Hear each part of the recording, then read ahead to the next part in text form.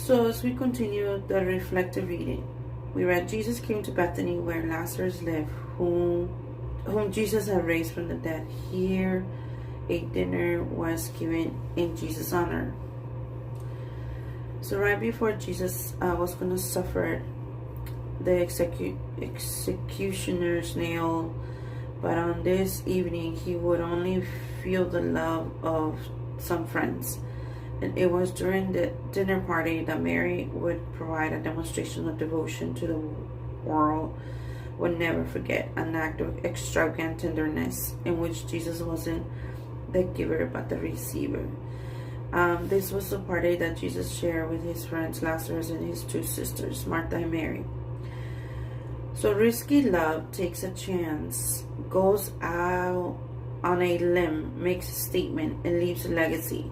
How have you shown this kind of love to someone else? If you read in the Gospel of Matthew 27 to 56, in the chapter 27, what is one verse in this passage that best embodies the idea of risky love? Why did you choose that verse? So these are some questions for reflection on the topic of risky love.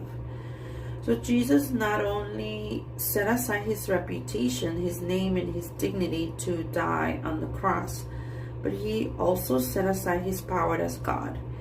We can only imagine the emotions he must have felt when he heard the people mock.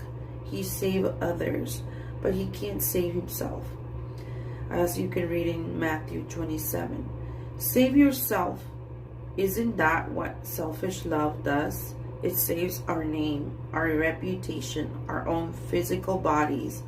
Yet this is the very temptation that Jesus had prayed against in the Garden of Gethsemane.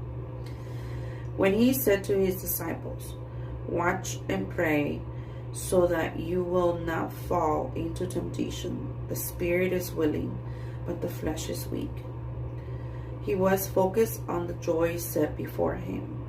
Focus on his Father. Focus on the greater glory. Focus on us. He knew dying would bring us to him. The riskiest act of love was done for you and me. The prayer for this week. Lord, we cannot thank you enough for risking everything on the cross so that we could be with you forever.